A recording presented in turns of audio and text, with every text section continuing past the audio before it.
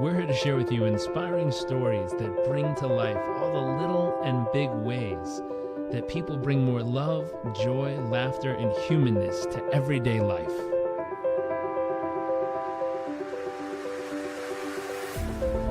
Our focus is the hunt for those little moments that refuel the human soul and reminds us what life is really all about. I invite you to sit back, enjoy the moments, enjoy the stories, the adventures, and the journeys.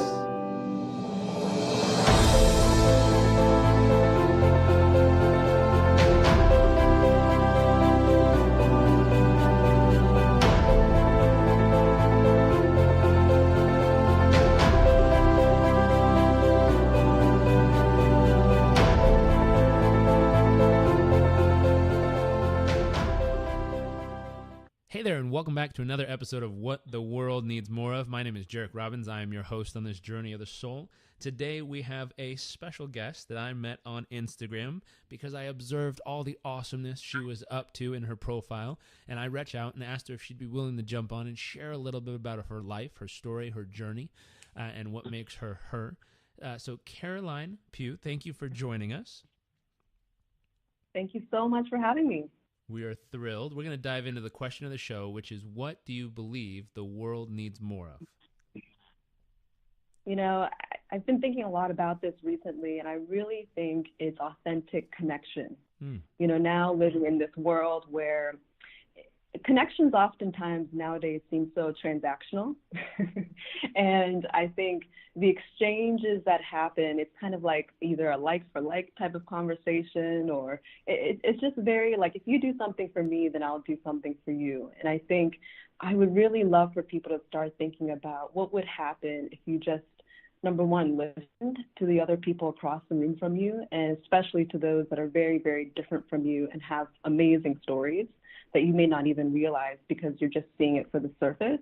But then also thinking about what happens if you were the one who were the connector of dots, kind of the connective tissue between relationships, where you're not necessarily asking for things from that other person or vice versa, but thinking yourself as the catalyst in which other people in your own networks and circles that may have never been connected before can be connected. I love that. I love that. Now, how do you bring that more into life each day? Yeah, I feel like my journey and story has kind of weaved in and out a lot. I first started off being a tech entrepreneur. And so my way of connecting back then was really scaling up through technology. I thought that by having a startup and an idea that I could bring people together and bring ideas together and scale up an idea that I was really passionate about through technology in a way that could reach all sorts of different types of people. So I did that for about 3.5 years, and that was a beautiful journey and a beautiful process in learning how to build a team, especially as a young female entrepreneur. I was 19 years old when I first started my company. And so to really be able to position myself in a place where I could go in front of investors who are oftentimes 5 times my age, you know, white male guys trying to pitch a tech idea, you know, I wasn't taken so seriously in the very beginning.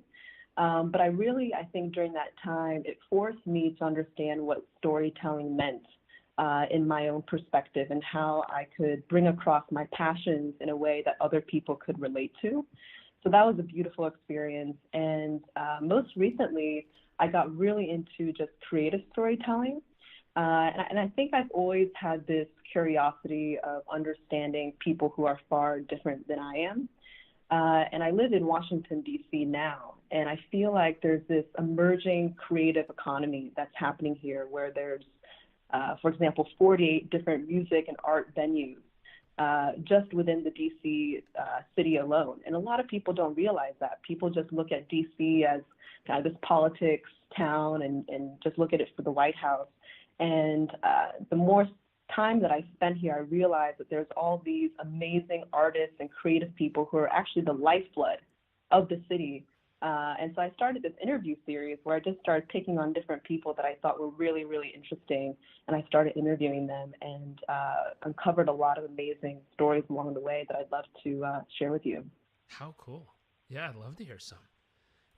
I have a second question. I'm going to circle back to this question because I do want to hear some of those stories. What would you consider? So 19 years old, you're building a team, you're pitching these ancient old guys who apparently had the money to decide who wins and who doesn't in the tech world at that point in history. You're connecting to people, you're listening, you're helping evolve stories from people. So much going on. What would you say is your wow factor? What makes you uniquely you, and what are some of the moments that help shape it over the years? I would say something that I would hear over and over again from people who were kind of observing either what I was doing or the work that I was doing was that people were like, you just kind of do it.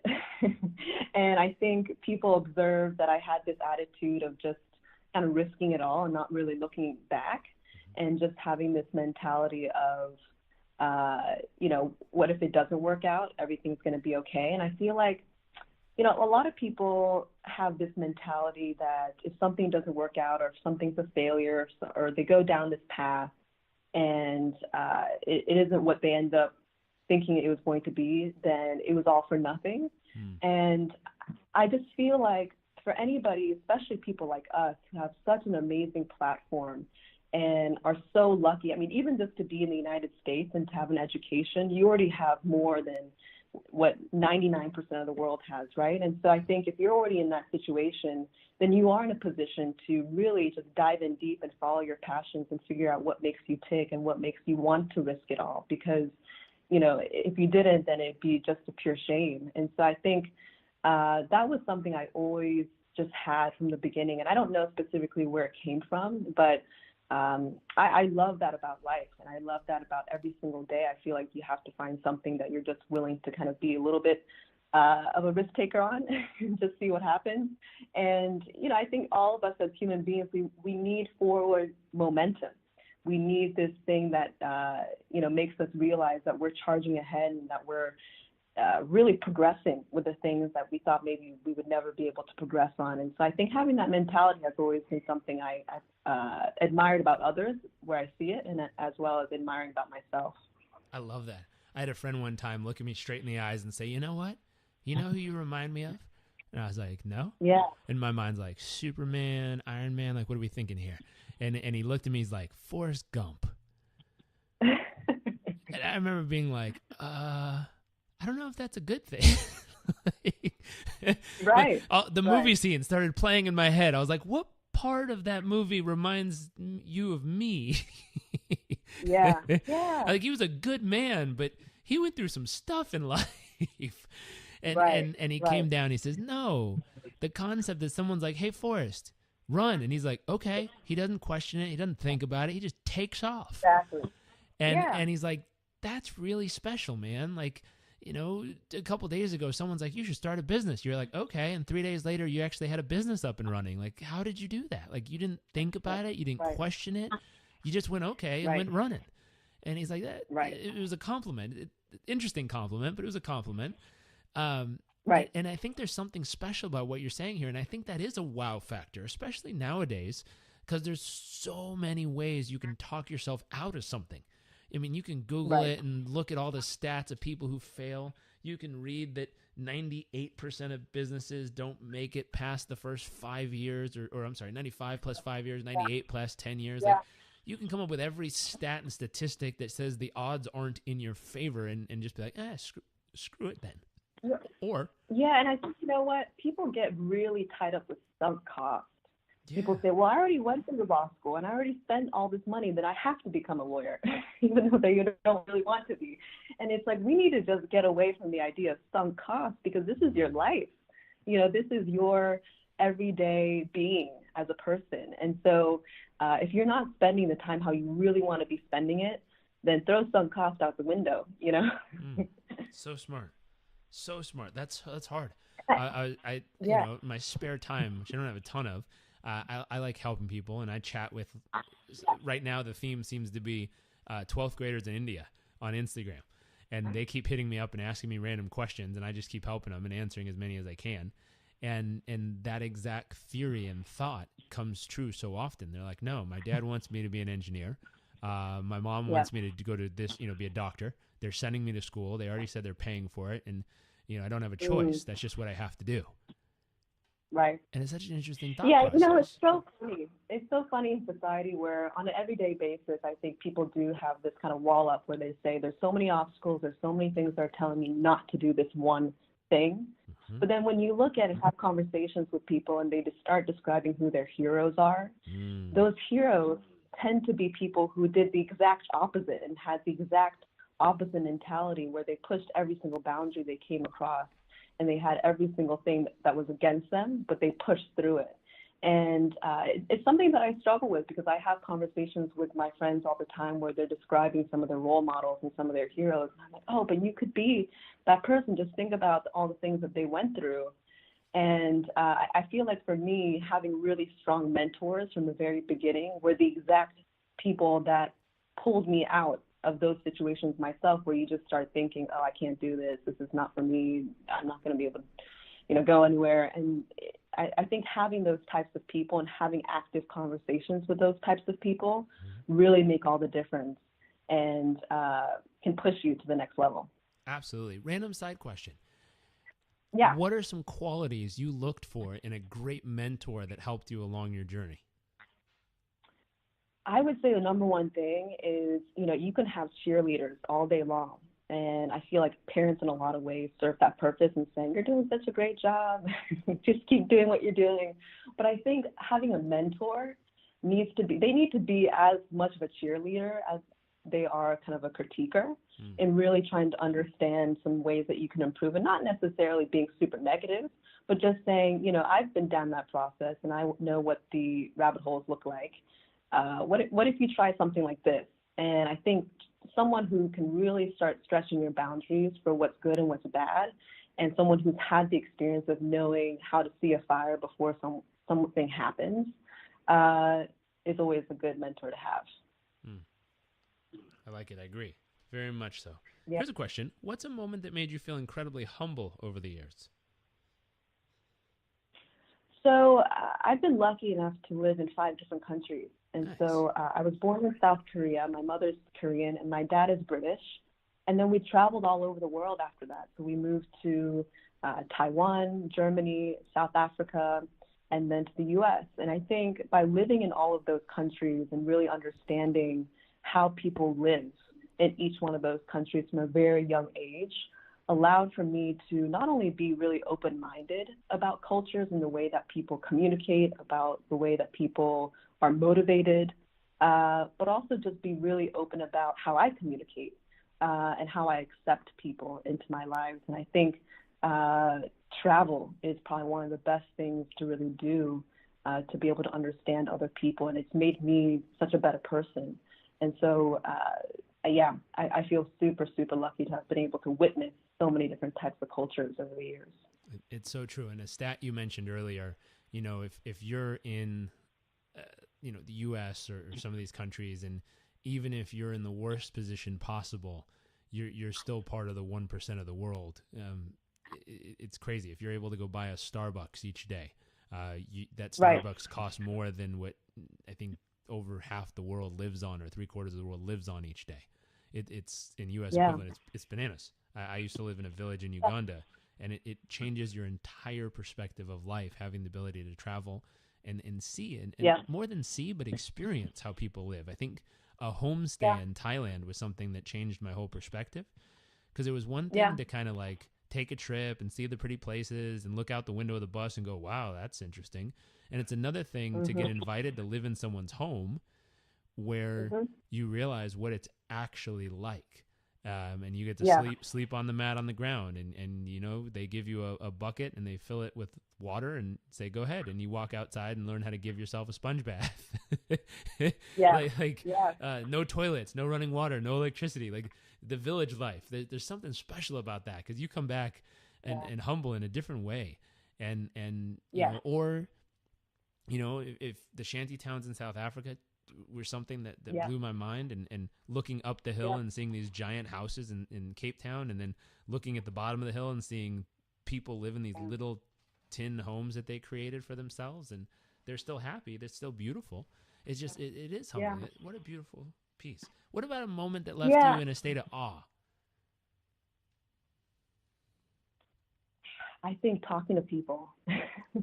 I'll tell you one story that I recently had, and I think this was truly one of the most awful moments in my life, which was talking to this man, Charlie Bolden.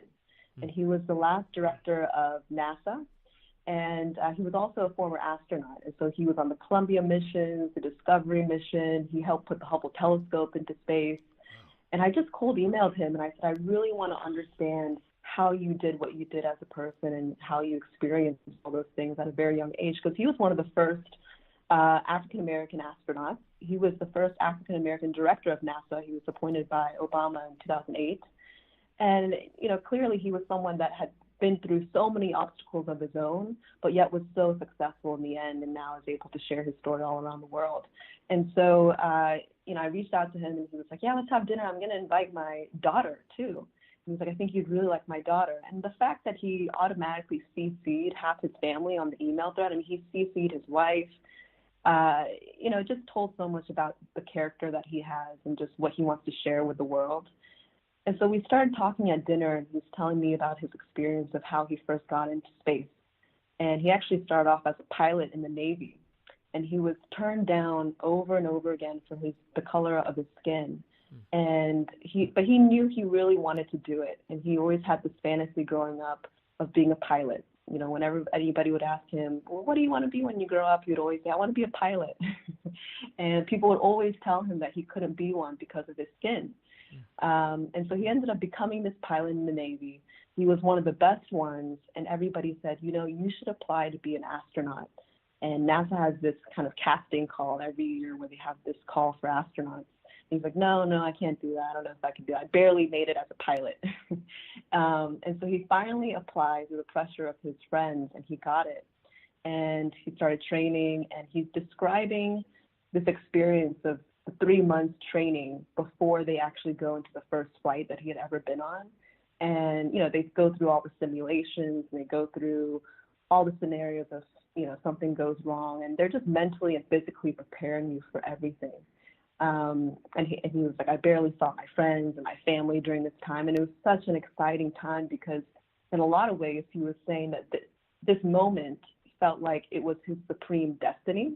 Like, I really believe that everybody has a supreme destiny in life, whether or not they realize it or know exactly what it is during the course of their lifetime. But I think when it happens, you know exactly what it is.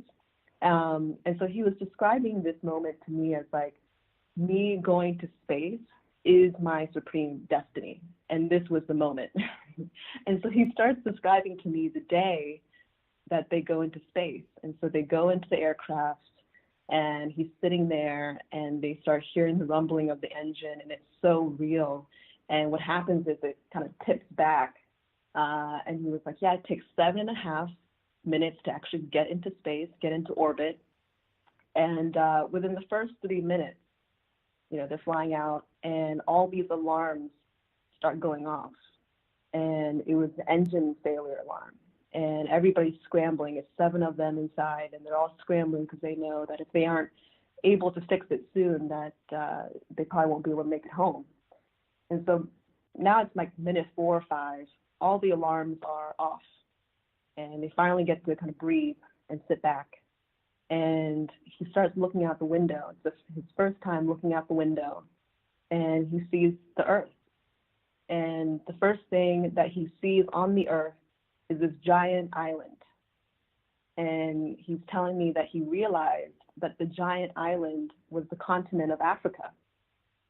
And he was like, man, I just started tearing up. I just started crying because this was the moment to me where it wasn't everything that I had trained for. It wasn't everything that I'd ever dreamed for. And I knew that I felt like I was going to be a representative of the United States in that moment. But he was like, in that moment, I felt like I was a representative of our Earth, because he really saw it for what it was. And he said the thing that he will always remember and never forget about that specific image is that there's no division lines. You see the Earth for what it is, and there's no lines or divisions. And he was like, that's the way that the world is supposed to be. And that story that he told me, and how he went through that whole process and how he achieved that dream. And then when he achieved it, it was 100 times more powerful than he could ever imagine. I mean, that moment for him was almost 40 years ago, and still telling that story over again, he was getting emotional, and you could tell that it was also emotional for his daughter and you know, just the moment in general. And so it stuck with me in the fact that, you know, you can have those moments, you can have those dreams, and they will absolutely come true if sometimes you push yourself in the right direction in first step, which for him was being that pilot, and then kind of having that support network and those people who are not only your cheerleaders, but also people who will critique you and say, no, you can actually do this, will get you to that level. And so I will always remember that story, and I always think about that whenever I feel like I can't do something. Mm-mm. So powerful, and so important too, to be able to overcome those barriers, to be able to continually keep moving forward. I'm curious what drove him to have the gumption, to have the faith in himself, to have the belief to keep moving forward regardless of how many obstacles continued showing up. And you know, what a beautiful result to be able to get to. But I wonder what was that force? Was it faith? Was it, you know, him having great mentors and cheerleaders around him? Was it him just not willing to give up? When I have conversations with these types of people, I really get the notion that they start really believing in that if it isn't for them, that no one else may do it, and that they really have the responsibility to give it their all and to get it done, or else it may never happen. And so I think having that type of feeling of just stark responsibility is oftentimes the times when people get across that finish line. The responsibility to keep moving forward. Yeah. Because and I feel that way too, because I feel like with what I'm doing now, and I really feel like my supreme destiny as a person is being the connective tissue in a lot of ways between my networks and just people that I really care about. And I feel like in a lot of scenarios, if I'm not the one to actively think about how I can bring these people together in a really meaningful and powerful way, then it may never happen. And I think once you start realizing that, you just want to keep repeating it, because you start seeing the results and you start feeling the reward of it and how beautiful those moments can be. And there was one story that my friend told me recently about an article he read on fungi. That's actually, I feel like, a huge metaphor for my life. And I didn't know about this before. So what he said was, so he's really into climate change and environmentalism, and he was saying that fungi is actually some of the most important organisms in the forest, if not the most important. And so he starts explaining how the fungi actually have this communication network amongst the trees. And what happens is they sense how much nutrients or nutrient deficiency that a tree has, and then it communicates it with the other trees. And so what they're able to do is pump nutrients to the trees through this detection and communication network. And so if it weren't for the fungi, then they're basically the connective tissue within the forest, to what I could understand. And they're kind of in the background. No one really notices them. They're not really getting in anybody's way, but they're there as a stabilizing force, the connective tissue, and oftentimes the most powerful thing that keeps everything else going and alive, and allows for the trees and everything else around them to shine. And after he told me that, and I think he was telling it to me as kind of like an interesting scientific side note, but I really digested that for myself as like, this is the role that I want to play in the world. I want to be that connective tissue that maybe no one ever really notices, but because of me, everything else is now running much more powerfully and smoothly and beautifully because of that, if that makes sense. What a beautiful analogy. Beautiful analogy. I love that. I really love that. Yeah. The side joke that goes with it, to be considerably the fungi of the human species. Right.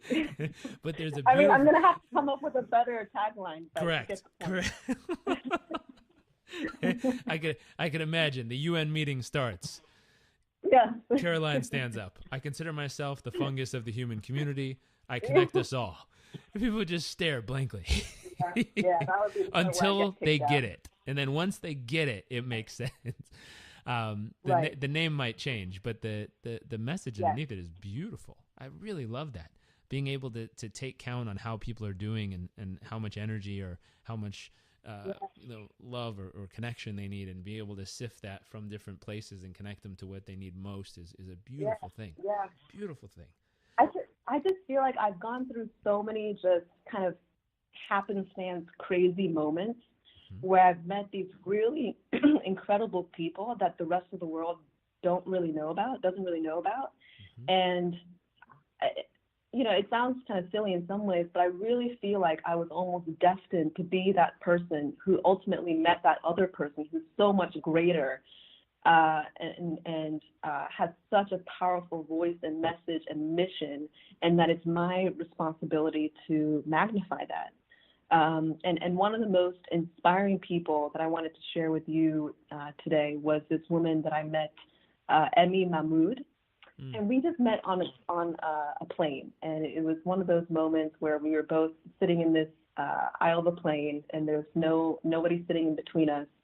And I just started talking to her. She just looked like a really interesting person. She had kind of African clothing on and a lot of these jewels, and she was very young, and she wasn't doing anything else. And so we just started talking, and she started telling me that she's originally from Sudan, and she's writing something. And I'm like, oh, are you a writer? And she says she's a poet. I'm like, oh, how did you get into poetry? And she was like, well, do you want the long story or the short story? I was like, always the long story. And so she starts telling me about her whole childhood and how she was born in Sudan, and basically that they had to flee the country because there are all these protests and conflicts going on. And so her and her entire family, it was her as the oldest child of 6 and her parents, and they moved to the United States. And they ended up moving to right outside of Philly, in the suburbs of Philly. And she started writing from a very early age as kind of a way for her to release a lot of her pains and fears. And, they're in a new country, and she had no friends, and she could barely understand how to communicate and talk to other people about, where she had come from. And so she started writing, and specifically writing poetry. And she became really, really good at it. And she ended up getting a full ride scholarship to Yale. And she was the first in her family to get a scholarship to go to school anywhere. And she goes to Yale, and she starts winning all of these poetry competitions. And she ended up winning the International Grand Slam Poetry Competition over in Europe. Wow. And this was a poem about her grandmother that had passed away during some of the conflicts in Sudan. And so senior year, she has no idea what she's going to do.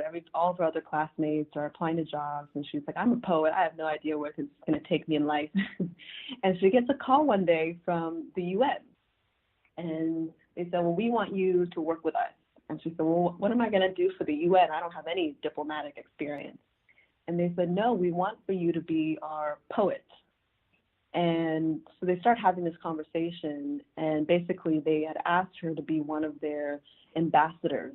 And now she's flown all over the world to speak at major conferences, specifically in countries that are going through major conflict, and reciting her poems about peace, about inequality, about equal rights and justice. And, she's 23 years old. And so I'm sitting next to her on the plane. I'm like, wow, this girl is so impressive. And she's literally living the life. I mean, her passion is poetry, and she's so good at it, clearly one of the best in the world today. And then now she's being flown all over the world to spread this message. How amazing is that? And so I asked her, well, what's next? It sounds like you have the whole world ahead of you. And she was like, well, I'm writing this book, and it's going to be published, and it's a collection of all my poems. But, that's not what I'm really excited about.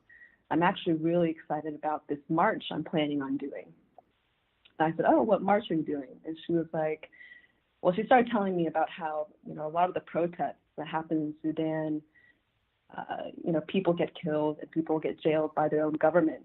And most of the time, they're just immediately shut down, and there's just no such thing as peaceful protests in her country. Mm-hmm. And so she was like, I want to do the first peaceful protest in Sudan. And I really want to do a walk, a march from one side of the country to the other in peace. And whether it's by myself or whether it's with other people, I just want to prove that it's possible. And I was like, wow. And I just immediately started thinking, like, how is she going to do this? As a 23-year-old girl, how is she actually going to be able to pull this off? But I could tell that when she was talking about it, there was just this pure gumption that she had, this pure confidence in knowing that she would pull it off. And like I was saying before, if she wasn't the one to do it, then it would probably never happen. And so I started asking more questions about it. And I said, well, when are you going to do this? You know, how's it going to happen? Do you have security? And she was like, well, I'm going to do it in January. And I was like, why January? And she was like, that's when Martin Luther King did his march. And I want to do it on his anniversary. And it's just going to happen. And so this was back in October that I had this conversation with her. And so we exchanged contact information. We exchanged all of our social media stuff. And she was like, yeah, keep track of what I'm doing because it's going to happen. I'd love for you to see it. And so months passed by. I'm watching in January. I'm like looking through all my feeds, trying to see if there's any photos, if there's any news of this march that's happening, and there's nothing. And so I'm just thinking either it hasn't happened yet or something happened, you know, because there's just nothing about it. And I felt like the whole world would know at this point. And finally, a few weeks passed, and it's February, and I start seeing all these photos. And basically what had happened was she walked for 31 days straight across the country of Sudan, and she started by herself. And by the end of it, she had thousands of people walking with her. And I started seeing all these photos, and I think I was at my office. It was like 10 o'clock in the morning one day, and I was just like so emotional about it. I was like, she did it. And everybody else around me was like, what's happening? Who did what? And, you know, it was just something I couldn't even explain. And so I gave it a few more weeks, and I finally called her. And I was like, when are we going to talk about this, Emmy? Like, tell me all about this experience. And so she finally comes and visits me to D.C., and she tells me how she pulls it off. And basically what she did was she started going around. She ended up going to Sudan a month before the march. And she started going to all these villages and all these community centers within the villages, as well as the schools. And she started kind of giving these recitals of her poems and started telling her story. And she didn't really tell anybody specifically what the march was or that she was really doing it, but just really was sharing her message in terms of, I'm a young poet. I'm really trying to bring positivity into the world and bring people together through this cause and through my media, which is poetry. And people really started following her. And by the time she announced that she was starting her march, people were following her throughout this entire month. And so people just showed up. And she started telling me about how halfway through the march, the government and the military started to intervene, and they tried to almost even kidnap her. And, you know, at one point she fell and she really hurt her knee, and she didn't know if she was going to be able to continue the walk. But she kept on going, because I think, again, she was like, if I don't continue to do this, if I don't finish this, then no one else will. And so anyway, she was telling me this whole story. And of course, it's like that was the supreme destiny of her life thus far. I mean, I know she'll do much more amazing things as well. But, you know, to me, that story, it's the same with like Charlie and Emmy. You know, these are both people who literally had so many things against them from the very, very beginning, where people shut doors in their faces. They had nothing when they were growing up. They just had a dream, and they had kind of a framework for a dream. It wasn't even something necessarily concrete, like I will be an astronaut one day or I will go into space one day. But it just kind of happened as they kept building, and they kept having this sense of responsibility that they had to own this thing, this vision, this fantasy that had to come true. And, you know, and it's just so beautiful knowing that these people were able to do that coming from so little. And the last thing that I'll share on the Emmy piece was when she came to visit me in D.C., we were on a walk, and we were in this park, and there's this parking lot, and there are all these big cars there. And we were just kind of commenting on how big these cars were. And it's just like in America, it's like, all these people drive these huge cars, and oftentimes it's just one person that owns it or drives it. And then we come across this like tiny little car. And she was like, but then there's this tiny little car, and it's so ugly. And why would anybody want to squeeze into this tiny little car that looks so uncomfortable? It just doesn't make any sense. And so I go around to look at the car, and it's a Ferrari. And to me, what she had observed in that moment, you know, after she had told this amazing story of how she pulled off this march, it was the actual like metaphor for life. Because it's like all these people, they want these big cars or these fancy tiny little cars that go really fast that have a name on it.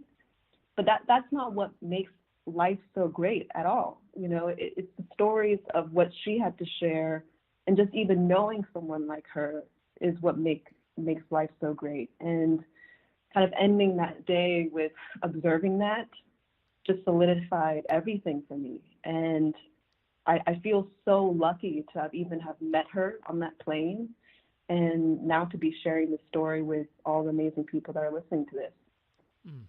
Such a powerful story, such a beautiful story. And again, goes back to the same thing that you identified earlier, which was she was willing to start walking and willing to be the person who did it regardless of challenges, willing to just start the momentum moving forward and allow things to pick up and begin on their journey. What a beautiful human to have crossed paths with. Yeah. How neat. Here's a question for you. What's your greatest fear?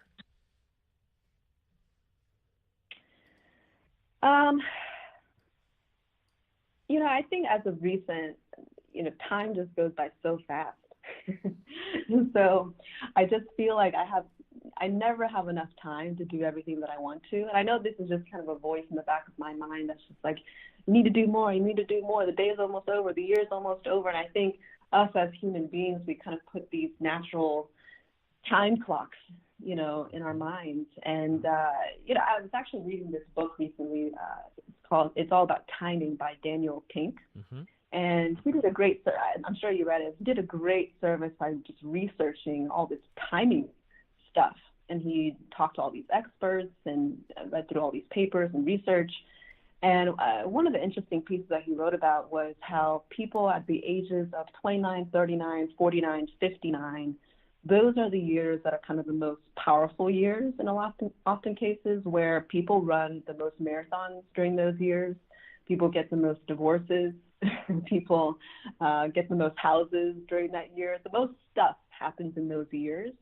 And basically the point by sharing that was that people wait until that very year where they're like, oh my God, I'm about to turn 30 or 40 or 50 or whatever it is, to do that thing that they've been holding back the entire time. Maybe it's 2 years, 3 years, or maybe it was the entire decade.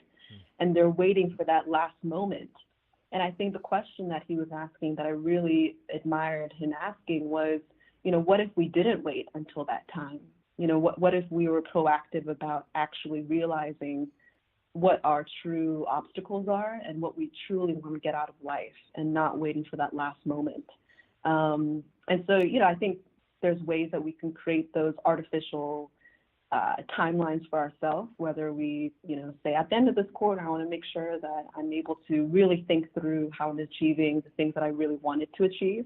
And you kind of check in with yourself. And so as I think about my own fear with timing and that life is just going to pass me by and I didn't do half the things that I really wanted to do, I'm trying to be a lot more cognizant about the balance between, you know, staying present, but then also checking in with myself and saying, you know, you actually did achieve a lot this past quarter or month or whatever it was, and just feeling good about that and being content with that and being okay with that. Time is a very interesting thing. Very interesting thing. Okay. If you have the time, I've got 3 more questions for you. Yeah. Let's see if we could squeeze these in real quick. 1, what are you most excited about in your future? The unknown. You know, there's so many moments that happen, even in just 2018, that I would have never imagined would have happened, weren't even in the realm of possibility of things that I would have guessed would happen. And I think something that I started really believing as of recent was just kind of the power of good energy in the universe, just kind of allowing for things to happen if you have this good energy, both in your life as well as around you. And so I think in 2018, I was really kind of more focused on eliminating a lot of negativity in my life, whether it's relationships or things that were bothering me or things around me, and just focusing on the good energy. And I think as soon as I started doing that, I just started realizing that all these things started coming in my way and paths started clearing.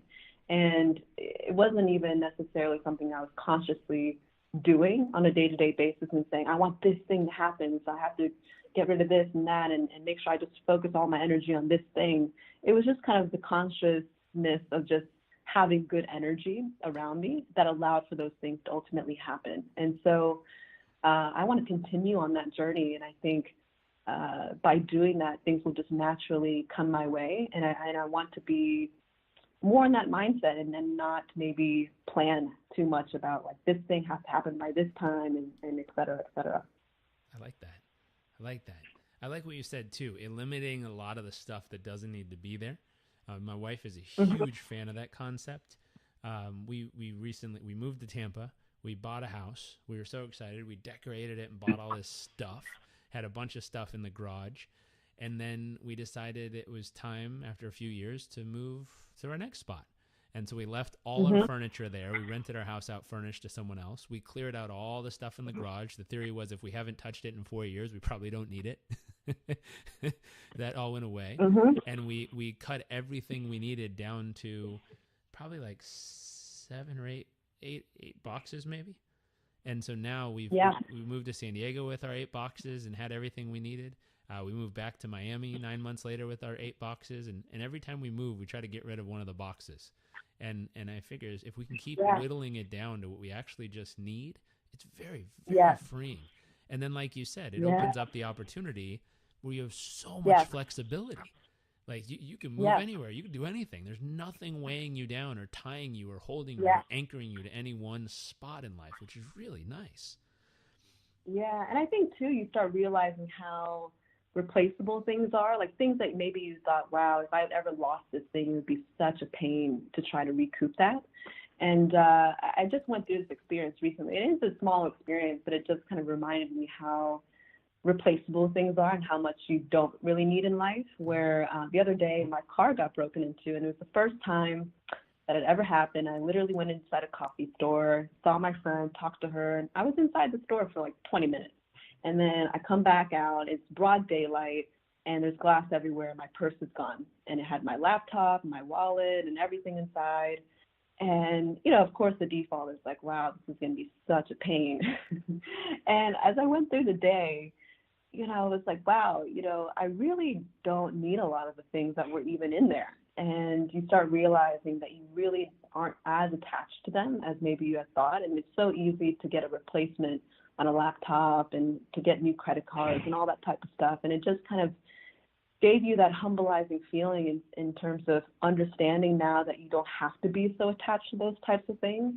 And then I think also humans get so wrapped up into the doom of, well, what if something like that happens? You know, and oftentimes they spend so much time preparing for the doom and thinking about the doom happening, and not as much being in the present moment, just thinking about all the beautiful things that are in their lives, that they're not really able to appreciate, you know, the present day. And so that whole experience, I was, you know, it just took a matter of hours to kind of get all my files back and to get set up again. And it was a really humbling experience, and just knowing that us as humans today in the 21st century, especially people who are as lucky as we are, we really don't have to be as attached to a lot of these things. It's true. One of the worst yet most beautiful things that happens every so often is when a big fire blazes through a city. It's the worst because it takes away all the stuff that people were so attached to. But on the other side of it, it's the best because people come together, they love on each other, and you always hear the same phrase. You know, we lost all our stuff, but we realized we have what really matters. We have each other. We have this moment. We have our health. And it's like, wow. And the beauty of it is it brings us back to realizing what really matters. Yeah. And And you know the what? sad part is all our stuff disappears, but insurance happens or stuff happens and we get some of it back. Right. Right. You know, that reminds me when I was, and I hadn't even thought of this until I just started thinking about this with you, which is when I was living in Taiwan when I was really little, there are all these earthquakes that would happen. And these weren't like super major earthquakes or anything, but there were big enough earthquakes where, you know, sometimes all the dishes would come flying out of your drawers and that sort of thing. And it was always kind of this running joke where it was like this thing that was like, yeah, all of our dishes broke and all of our glasses broke, but we have each other. And all the people within our apartment building, we would literally get around and just kind of laugh about it with each other because like we're like, oh, well, there goes our favorite pottery again, you know. But we were so, it was like a joke, and it was that great reminder that this kind of stuff can happen once a quarter, and an earthquake will, you know, literally smash all your stuff. But we have each other, and we were there together and had the ability to laugh about it together.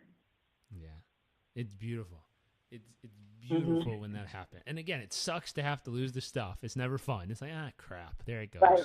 But Right. to be able to sit on the other side and find the beauty in it is the game changer. And I think I wish the bad thing didn't have to happen for people to get to experience the beauty of that. I know.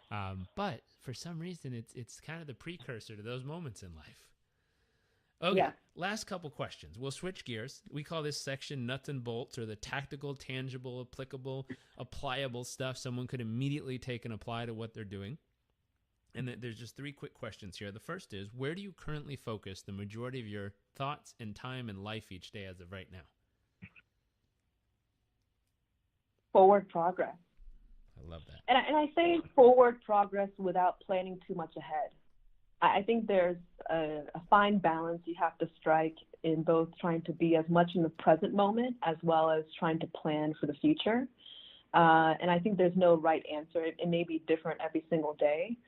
But I think, you know, being just cognizant of where you want to get to and having a general framework for what that looks like will be good for forward progress. Absolutely. What is one key to your success with consistent forward progress? Trust. Trust in yourself, trust in the system, trust in other people. Trust. I love that. And what is one actionable tip that can help others experience the kind of success in their life that you've been able to create in yours?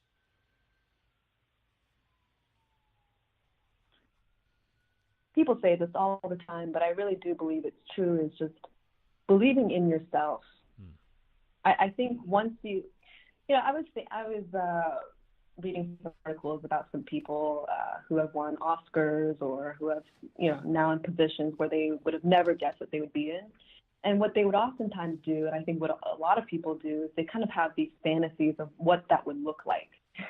And so, you know, whether it's in their you know, rehearsing their Oscar speech in the shower, or they're thinking about what it would be like to win this award or to get to have a best-selling book. They start thinking about those things and fantasizing about them from a very early age or from very early on. And what you start seeing happening is that those things start coming true. And I think it's because it wasn't necessarily this overconfidence that they had, but they started really believing that they could get to that point by actually thinking through the steps of what that would even look like in their minds. And I think as soon as you start painting that picture, the really vivid picture of what that could actually be, it makes you want it even more. And that sometimes can be the greatest boost of energy and motivation that you need. And so I think starting to go down the path of saying, I could do something and I can do this thing, and start painting that picture and fantasizing about it, that could be some of the best brainstorming you could ever do.